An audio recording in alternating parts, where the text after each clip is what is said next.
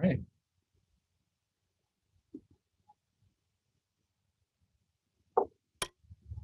So I think what we'll go ahead and do is go ahead and get this started, and then if people want to join in later or whatever, we can do that. I'm also going to be recording the video tonight and reposting it on YouTube, so people can also check it out that way as well. So tonight is going to be on writing bots, and go ahead and start by saying that we do have a speaker for next month. Jason Gerard is going to be doing a presentation on Kubernetes and working with orchestrations and specifically, building microservice type apps and stuff like that using Kubernetes. So looking forward to that. And a bit about me. I have a channel called the Polyglot Engineer channel. I also have a lot of open source stuff that I've contributed to and host on my own GitHub page. And for this presentation tonight, we're actually going to be using the JaxNode Twitter handle, but I can also be found on the Polyglot Engine 1 channel handle as well. So I'm going to start off by talking about bot. What is a bot? And the way I like to think of bots is essentially it's a system or an application that can monitor streams or events and act upon those types of events. And most of the time, it's usually respond to notify end users to let them know that some things occurred, and you do this by leveraging existing APIs. The good thing about most of the popular online services and stuff like that, they do have good APIs and stuff to take advantage of. So we're going to be going over a couple of those tonight. So some of the examples of some bots you've probably seen before are, Twitter bots, Slack bots, Discord. You can also do bots in Discord, Telegram, and just in general chat bots. And so something that's also pretty common, I think a lot of times you'll see if you go to like a publicly facing website as an example, you'll see a lot of times like a little icon where they'll be asking, oh, is there something we can do to help you? You may have like a little chat window that kind of pops up, and where you can ask questions. And a lot of times that's handled by like an AI or some type of machine learning based artificial intelligence. And so we're talking a little about that tonight, but not too much. So some of the existing bot frameworks for kind of leveraging into these different these APIs. There's the Microsoft Bot framework. There's a lot of stuff online about how to use this. A lot of the stuff kind of ties into Azure. They have workflows and stuff that you can use in Azure that tie into the bot framework. There's another one that I've also been taking a look at. Looks pretty neat, called NLP.js. NLP stands for Natural Language Processing. And this one is actually kind of neat because it actually uses machine learning where you can kind of create intents based off of different types of, language elements. So for instance, like, in most languages, there's a lot of different ways of saying hello. So you can have you can create a greeting intent as an example, and then specify, train the model essentially on all the different ways that somebody might say hello as an example. Excuse me. So Twitter is also a very popular platform for doing bots. It requires Twitter API keys if you're going to interact with Twitter, and there's 4 of them in general. There's a consumer key, consumer secret, an access token, and an access token secret. And these will essentially handle events on a stream. You can also post tweets back to Twitter. You can also retweet back onto Twitter. Slack also has bots here. We got somebody joining us. Welcome. So you can also create bots with Slack. There's also a lot of examples of like apps that are essentially bots that you can use with Slack. So like GitHub, for example, they have a bot that's very popular that you can use on Slack, and we'll give a quick little demonstration of that here in a little bit. And then you can also just build your own bots using the Slack bot framework. Discord also has a framework you can use called discord.js. And you can use this for doing bots. I find the Discord one has a lot of capability in it, but it's also it's a little bit harder to use as far as like setup.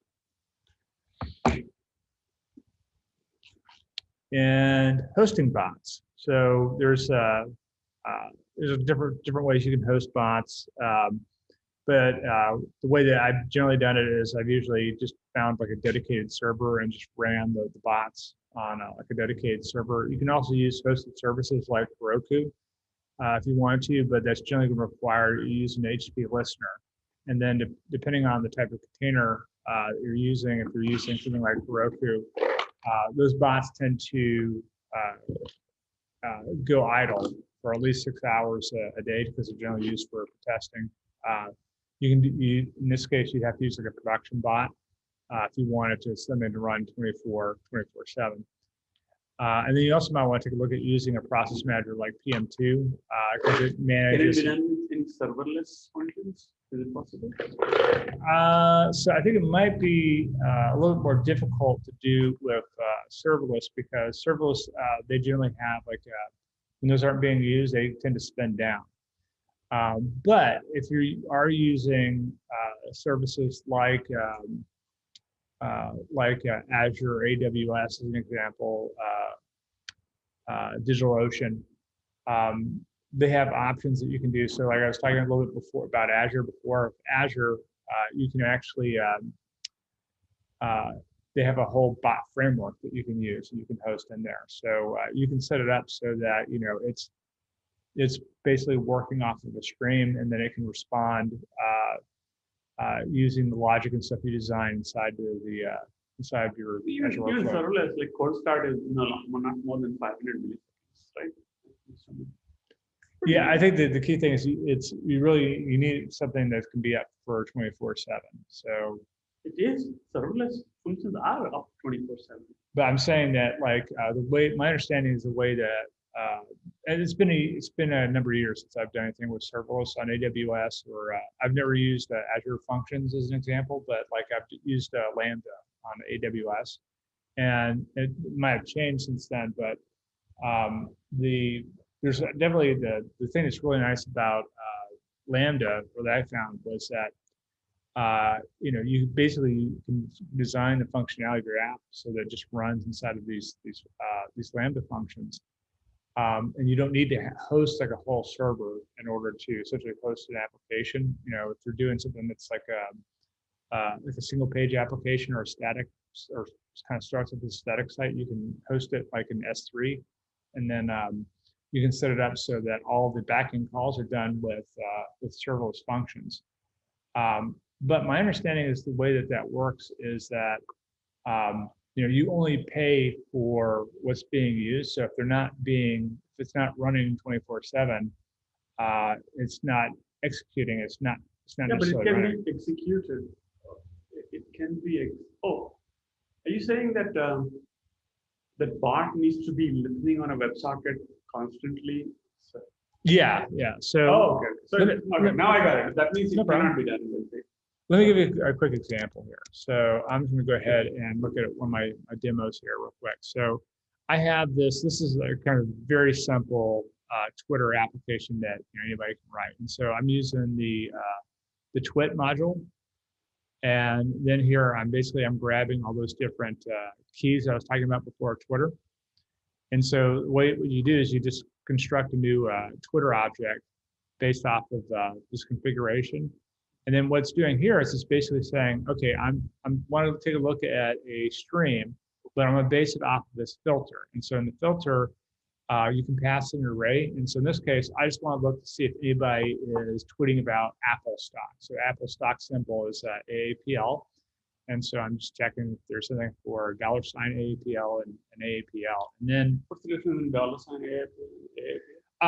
Well, there really isn't any difference. It's the way that some people will tweet about it. So like, at the beginning of the year, I started following Wall Street Bets just because there's a lot of interesting activity going on there.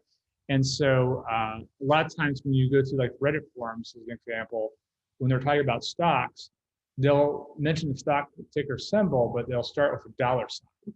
And so the same people that are on Reddit talking about, a lot of times they are on Twitter talking about it. So I'm just going to go ahead and run this,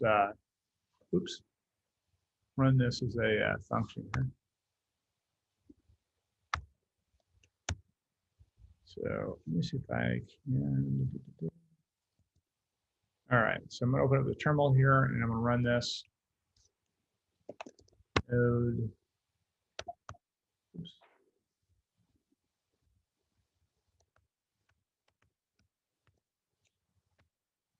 All right. So hopefully we'll see.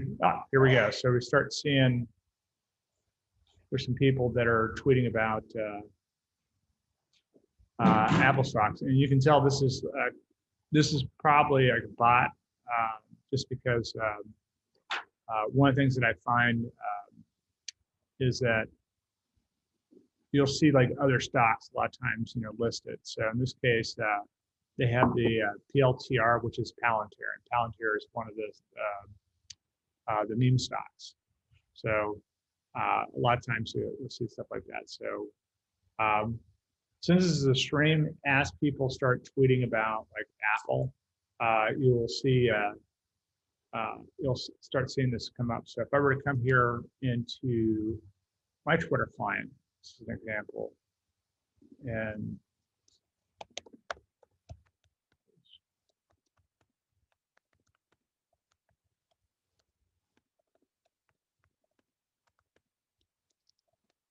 oh, the people is misspelled. yeah, I'll fix that. I wouldn't want to do that because God forbid nobody misspells anything on Twitter. Okay, so now if I come back to Visual Studio Code, it should have, yeah, it looks like we got Chinese. Somebody's Chinese. Yeah. And curious what other people thought of AAPL. Nice. Yeah. So you can see that, as anybody on Twitter is tweeting this stuff out and stuff like that, you can just subscribe to it and listen to it in real time.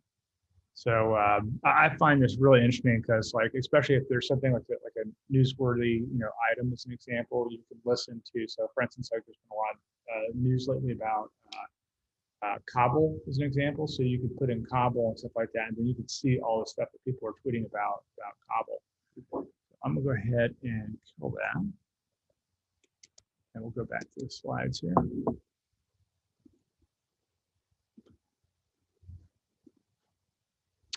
All right. Oh, you know what? There we go. So like I said, I think probably the best way to host this is generally with some type of dedicated service. It might be even something where you might want to get like a small Docker container and host it in like a Docker container with PM2. So talking about bots, about 66% of the tweeted links it's been calculated on Twitter are from bots. So it just goes to show you that there's more programs that are communicating over Twitter than there are actual people.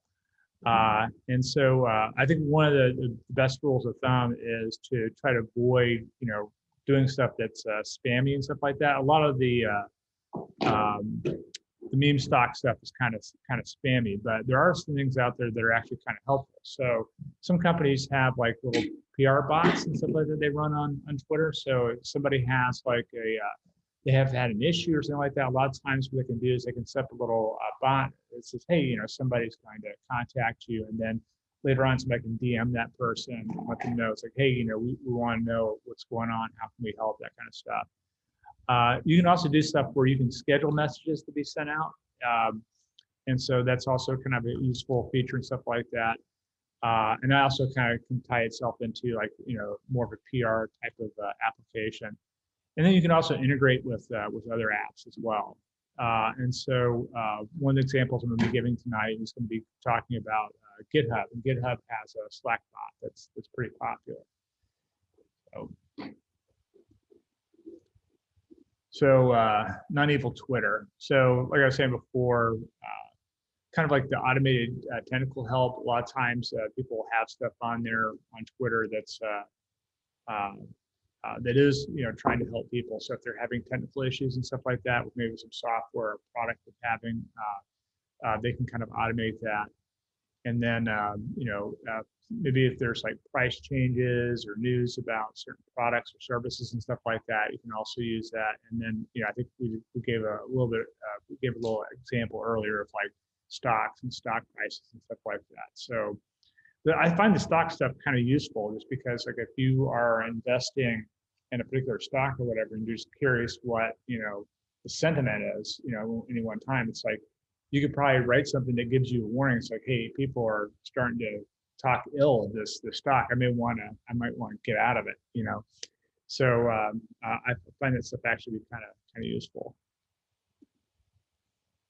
So let's, I think I just did the first demo, a little bit out of step here, but the whole idea is there that you can subscribe to a stream and then you can put stuff in a stream. So let's do another example here of something where we might get some more stuff. So I was talking a little bit before about something that's maybe like a newsworthy item as an example.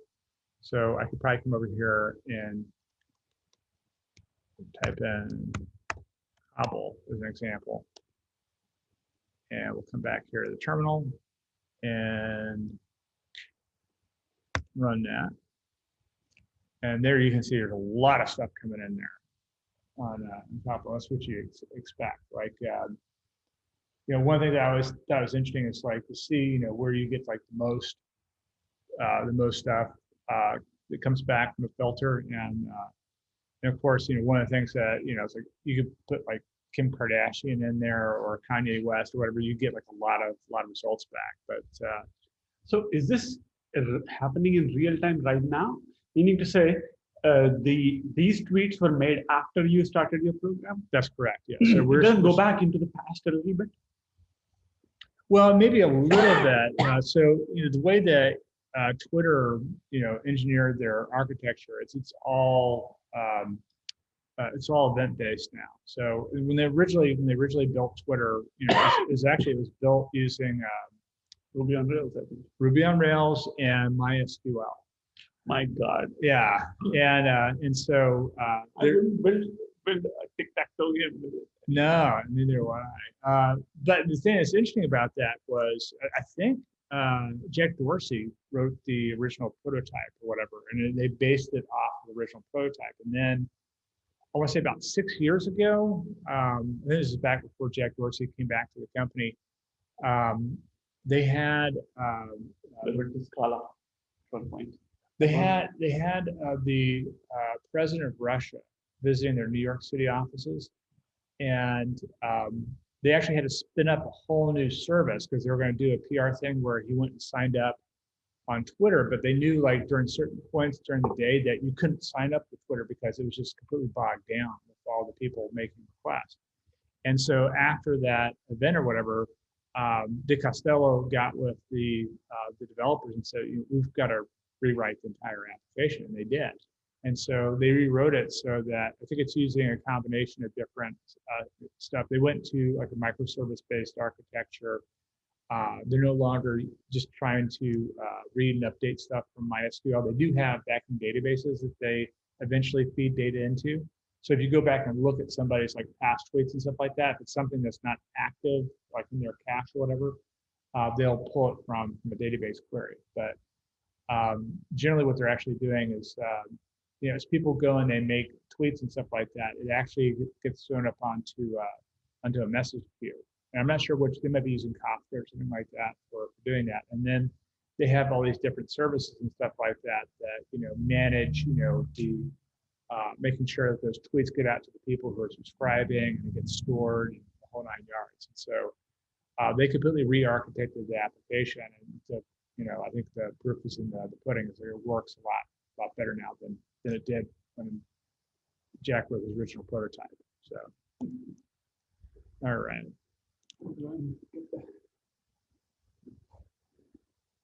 So next demo is I'm actually going to show off a bot where people can ask questions about the user group.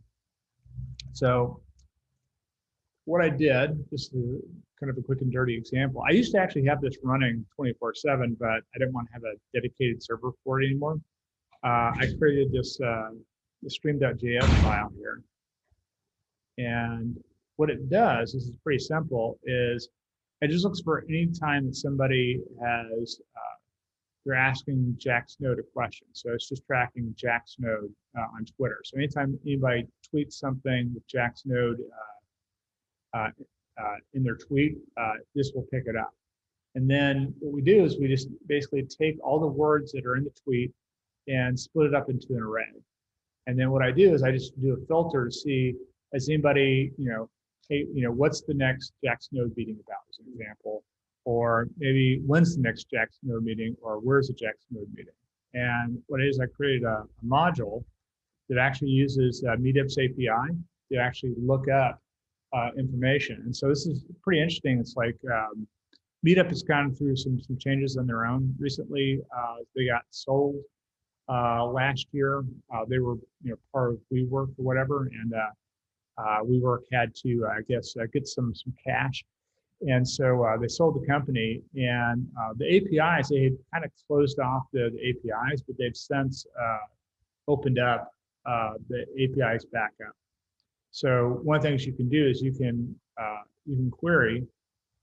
In this case, I'm querying their API on any events for the JaxNode.js user group. And what that'll do is that will return back basically a JSON object with all the upcoming meetings and stuff like that. And then what I'm doing here is I have a promise where I handle callback for those three different types of questions: the when, the where, and the what. And so if I come back to this stream and I want to run this, I can say node stream JS. And now I'm actually running this bot. So what will happen is, as it gets the response back, as far as what questions people are asking, it sends a tweet back out with an answer. So if I come over here to Twitter, and let's come over here, and I'm going to say, when is the next JaxNode meeting? And make sure I spell when correctly. So I'll tweet that out.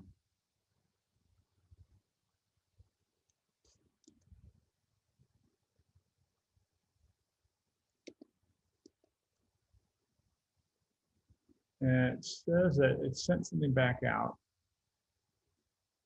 But I didn't get anything. So I'm going to try one more. I'm going to try, where's the next JaxNode meeting?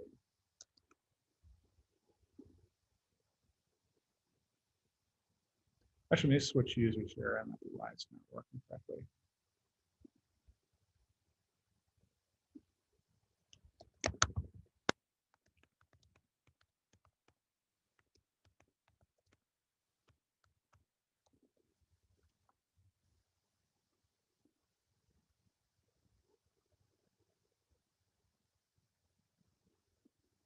Let's go to notification.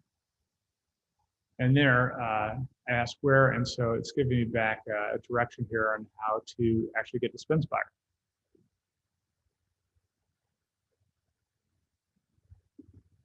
And we'll do one more.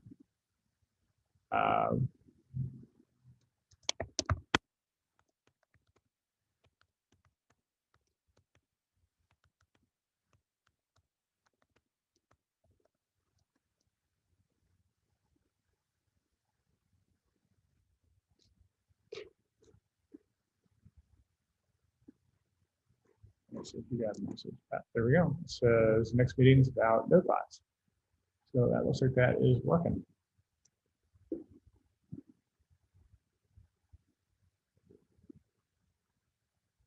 And this one I find pretty cool. This is the Slack GitHub bot. And so I've been trying to pay a little bit more attention to Slack lately. My company that I work for is my day job. We're Salesforce partners, and Salesforce originally purchased Slack.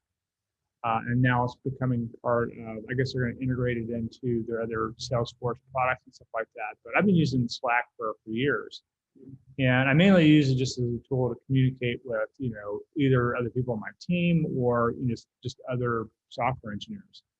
And one of the things that's cool about Slack is they have this whole concept of apps. So if I want to, I can come over here, I can add a different app here. So there's one here for Trello, there's one for Google Calendar, there's one for Zoom, we're using tonight.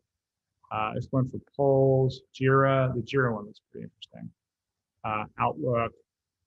So you can see, I mean, there's all these kind of tie-ins, these integrations and stuff you can do with Slack. But as an example here, one of the things that I've done is I have this this change I just made to the Slack bot. So I'm going to try pushing that up.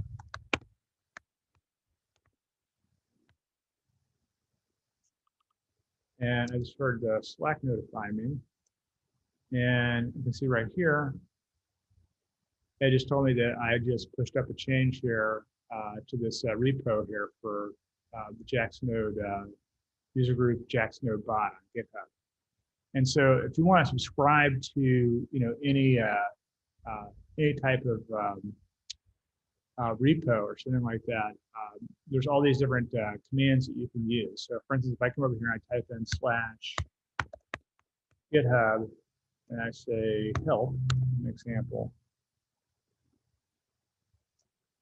this shows me all the different things that I can subscribe to. So this is an example. If you want to subscribe to a specific repository, you can say subscribe to this owner repository, and then anytime a change is made, like a pull request or just an update's occurred or whatever, it will notify you. You can also subscribe to owners and that kind of stuff. So this is a very popular tool for developers, because one of the things you can do with this is you can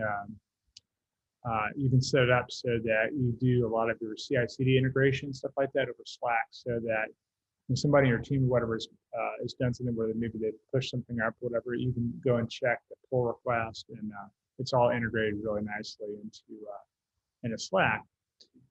But one of the things that's kind of cool here is that we can also, one of the things that's kind of cool is that you can also create your own Slack bots. So I can come back here to Visual Studio. Other people. Yeah. So we're coming back over here. Let's take a look at this Slack bot that I wrote. And so there's a Slack bots module that I'm bringing in. And this one's a little bit easier as far as the token for communication. There's just one token that you have to get set up. And then what you do is you just come over here, you create a bot, and then there's different events and stuff you can listen for. So if it's starting up, there's an event for that. If there's a message that occurs, it listens for any messages. And then they have a string API that you can use as well. So for instance, like if you have a user, that's usually returned back as an ID. But if you put that inside of greater than and less than symbols with that @ symbol in front of the ID, it will actually display the name of the user. So what I'm gonna go ahead and do is I'm gonna start this. So let's do node Slack.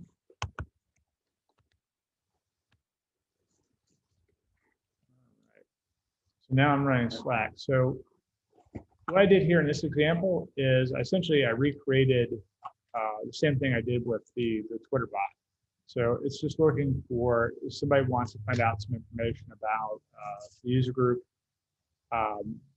What I've done, if I come back here into Slack, what I can do is I can say, And JaxNode meeting.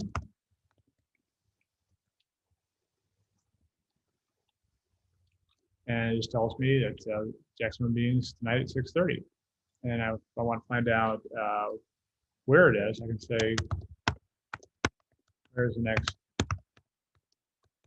JaxNode meeting?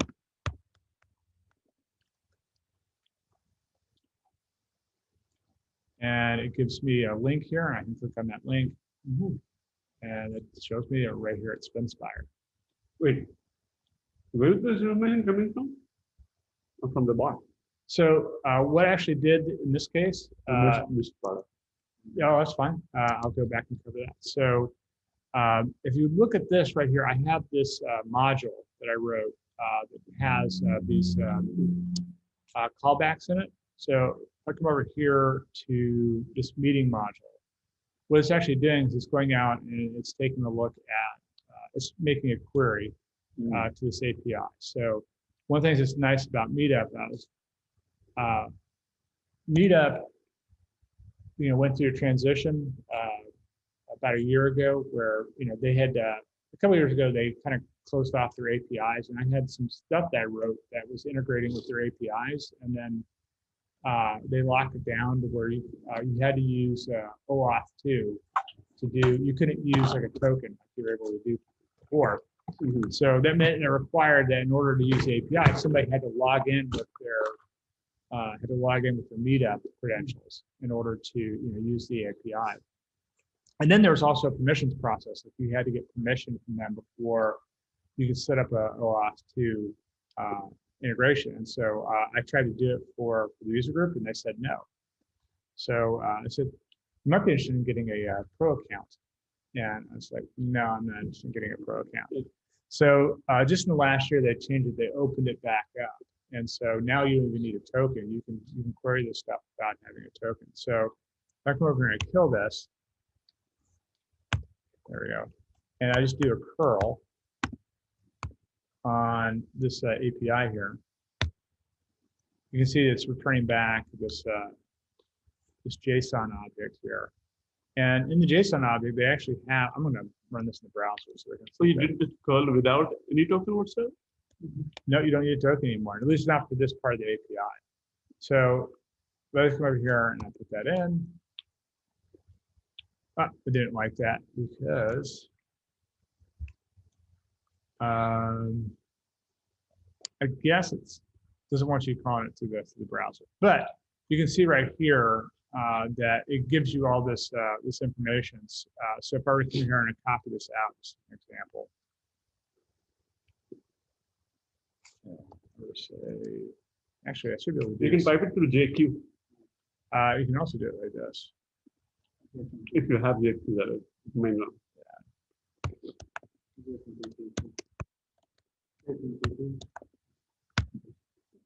I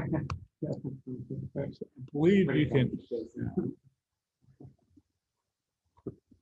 I'm trying to remember. I believe that there is a way you can format this. I don't remember how to do it in Visual Studio Code, but I think there's a way that you can auto format JSON. Yeah, you just have to say syntax. Just create a new file. Just command palette and then format. Where is it? I don't see a new file. A new file? Yeah. Now select language. It's right there. The link. Okay.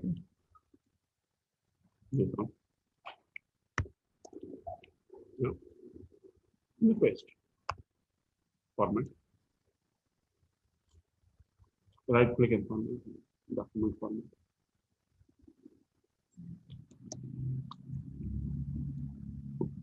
Oh, there we go. Okay, that's better. So you can see, and when you query this, it gives you some helpful information. So it'll give you like the time of when the meeting is, the name of the subject for the meeting. It gives you the ID, all that. But then it also gives you venue information if you have venue information. Mhm. It also gives you group information. So it says this is for the JaxNode.js user group.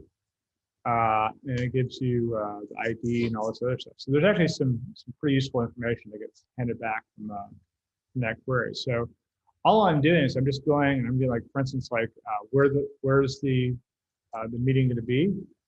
I can come over here to the venue, grab the latitude, longitude, and then I can create a Google Maps link that will then open that up.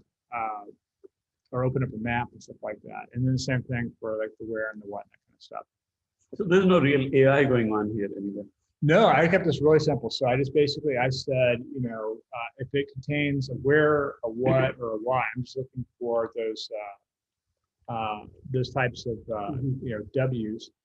And then, but you can tie this in. So for instance, like, you could use NLP.js, or you can use one of these other bot frameworks and stuff where you're using, natural language processing, and you can build, or you can create essentially all these intents based off of what people are talking about. So you can look for, a lot of times somebody may just be wanting to say hello, and you can say hello back, but I figured, what I did for the Twitter one, if I go back and look at the stream here,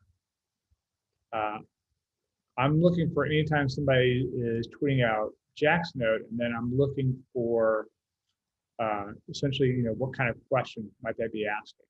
So this is very simple. It doesn't require, any AI or anything like that to be able to do that. But you can take, you can take it, like, for instance, TensorFlow.js or NLP.js, whatever, and you can combine the two to actually create more intelligent type of bots. And so I remember in the 90s, there was a lot of talk about agents. I don't know if you remember that or not, but agents were the big thing. And so one of the things I didn't put it in here, but I thought about putting it here, was somebody remember Clippy from Microsoft Office?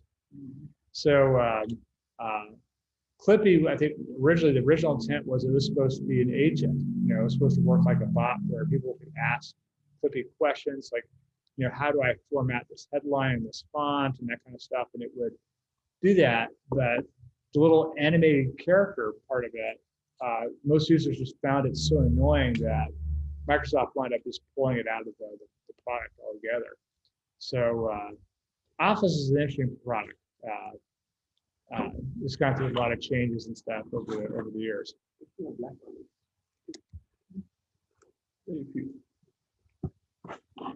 All right. So that was the last of my demos. I put all these code examples are up on the JaxNode user group GitHub page under the JaxNode bot repo.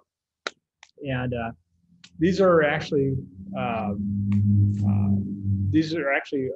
most of these are examples and stuff of bots and stuff like that I've used before. But one of the things I'm getting interested in getting into is actually doing more with machine learning and incorporating, like, some real AI capabilities and stuff like that into these types of tools.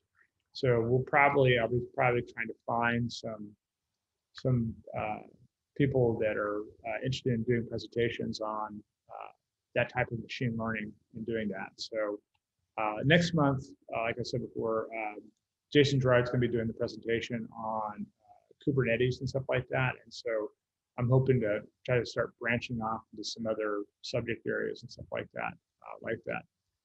But that is the example for tonight.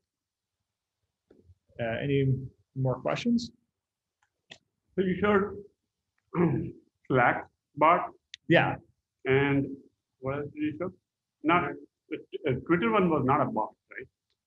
No, the second one was a bot. Yeah. Okay, I didn't see it. So does it respond? Yeah. Mm-hmm. Yeah. So I did give an example of that. So for instance, like I asked the same questions and stuff right here, and then it gave me a response back right here. So so for instance, I asked, when will we meet? It's been Spire, and then where's the meeting going to be? And then it gave me back a map here. And I asked what the subject was, and I said the next meeting is going to be on Node.js. So, Okay. so this is, like I said, this is a pretty simple example and stuff like that. But it's really easy to integrate into the Twitter API and some of these other like chat type of there's an API you can use for Telegram as well and stuff like that. So Or that? yeah. Telegram? Mm-hmm. So yeah, there's a lot of interesting stuff out there. So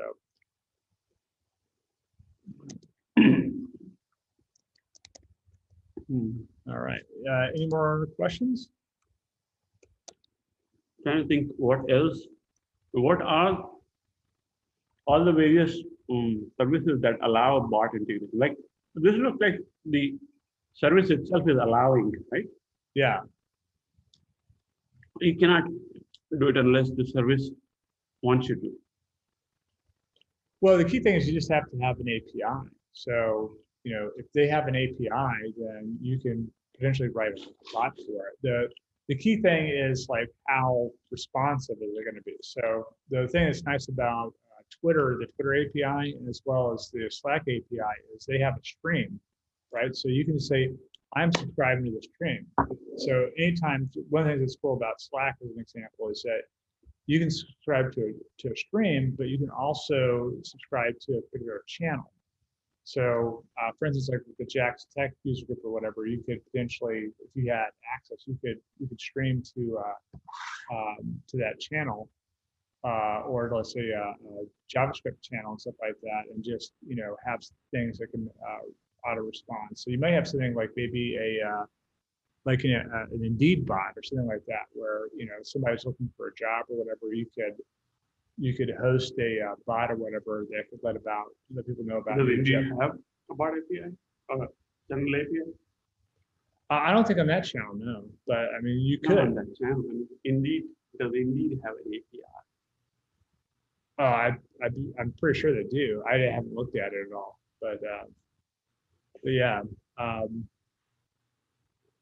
pretty sure they do. Let's double check. That was going to be my question: is how do you find out if somebody's got an API or a stream available? Oh, I'm sorry. So the question was, how do you find out whether or not somebody has an API? And the quick question to that is just check. A lot of companies and stuff have a developer section, stuff like that, and you can check to see if that. I've seen this website before. This is called Programmable Web, and they do a pretty good job of keeping track of all the different APIs and stuff that are available for different companies and their sites and stuff like that. But you can see right here, just by doing simple, I'm using DuckDuckGo here, but it's using the Google index. So you can just do a Google search as an example, and you can find there's a lot of. Wait, DuckDuckGo uses Google's index? Yeah. How are they allowed? They buy it from them. Who they buy? Yeah. That's interesting. It's one of the many ways that Google makes money. No, but that is interesting that Google would even allow that. Like, you basically, anybody can set up shop with search engine and buy Google's index. I think it's just part of it. It may be just political in nature because one of the criticisms of antitrust, yeah.